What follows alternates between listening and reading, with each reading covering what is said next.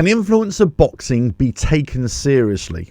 Let's get into it. Hello, welcome to Me Edson. I hope you're all well. If you like what I do here, don't forget to like and share the video, subscribe to the channel, and hit the notifications bell for all future videos. So, can influencer boxing, combat sport, any kind of influencer fighting, can it be taken seriously? Well, I actually think now that it can at a certain level. We've got to appreciate what the level is, but I definitely feel that the likes of Misfits and some of the boxers or some of the competitors, the participants that are starting to get into it now, yeah, I believe that you can start taking them seriously. It's just like anybody in the ring, right? It's, you know, if you practice whatever discipline it is, you're gonna get better. So if we're comparing even some of the existing participants, let's say, in MisfitsBoxing, let's say, if you compare some of them now as to when we first saw them, yeah, they've definitely improved. And also some of the new additions or the latest additions into that world, yeah, they are a lot higher caliber. Now, if we also start sprinkling in some professional fighters into the mix, then all of a sudden the standard is raised, and also you've got a lot of credible fighters coming in.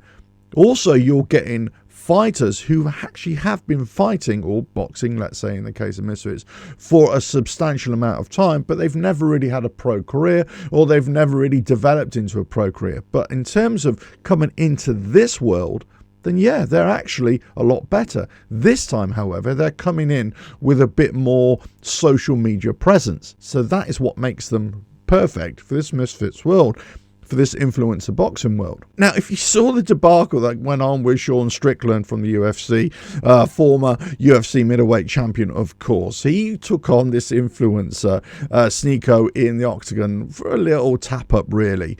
And it kind of all went Pete Tong for Sneeko. But the thing is, look, lots of people have been slating Strickland for going really hard on him right at the end of the 5 minutes. And, you know, for a minute, look, yeah, I think it was a bit poor form, but at the same time, you know, kind of this comes down to, well, you shouldn't have got in there in the first place. I don't think it's in Strickland's makeup to even just go easy on anybody anyway, but also I don't think they had any proper ground rules for it as well. So I think it was a bit of a shocking display, but I think it was just poor judgment on everybody's part. The reason I reference this is because since that time, you've got other people like Jake Paul, who is going down the serious boxing route, and Bryce Hall saying, no, we'll take you on, we can beat you. This is to Sean Strickland. So now you're getting actual proper fighters, proper UFC fighters, and developing boxing that all the worlds are crossing over now. So the legitimate boxer, the legitimate UFC fighter, the promising boxer, the influencer who got into some kind of boxing or bare knuckle boxing, the worlds are starting to collide now. Now, I'm not saying it's right now, but in saying in a year's time, in a couple of years' time, this whole area, not necessarily strictly with Misfits, but the whole area of crossover boxing, influencer boxing, you're going to get a lot more fighters coming in, or certainly fighters in there who are developing and getting better and better. So that means that the quality of fights is going to be a lot better, and also it's going to be more competitive fighting as well. Does this mean we're going to have to take it as serious, or we can even class it on the same level as traditional boxing? Well, of course not. Or traditional MMA? Of course not. But what I'm saying here, there's a big crossover effect.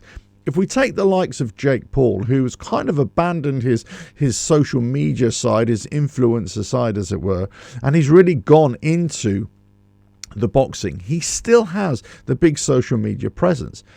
So you can already see with the likes of Ryan Garcia, they've got a huge social media presence, but they are legitimate fighters as well.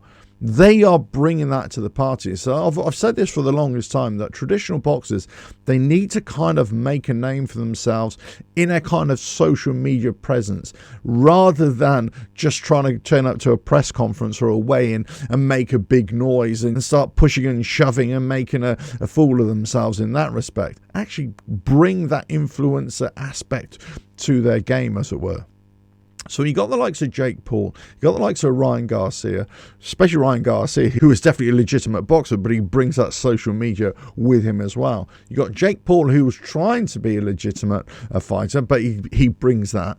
All of a sudden now, you can start attracting more and more fights, not only within the Misfits world, the influencer world, as it were, but also reach beyond and pull in other fighters as well. Let's not forget that the likes of Jake Paul, they are after the numbers. They understand numbers. They understand value. They understand content value. So he knows that whilst he might be going after a legitimate boxing path, he's only really going to have fights that make commercial sense, or certainly keep his name in the consciousness of either influencer boxing fans or legitimate boxing fans, let's say, or traditional boxing fans. So this is why I asked the question, can we take influencer boxing seriously? I think we can, as a new platform to bring in traditional boxers, fighters who can't really get much success in their traditional field, let's say, but now they're going to find a lot more success here. It's almost like the original idea for influencer boxing started just for influencers, let's say,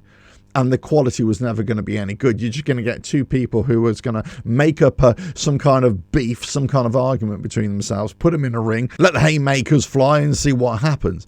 But now that's changed. Now, yeah, there's still an element of that, but now you're getting people who legitimately train.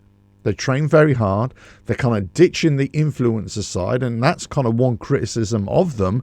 They're supposed to be influencers. They're supposed to be content creators, but they're not really anymore because they just want to fight.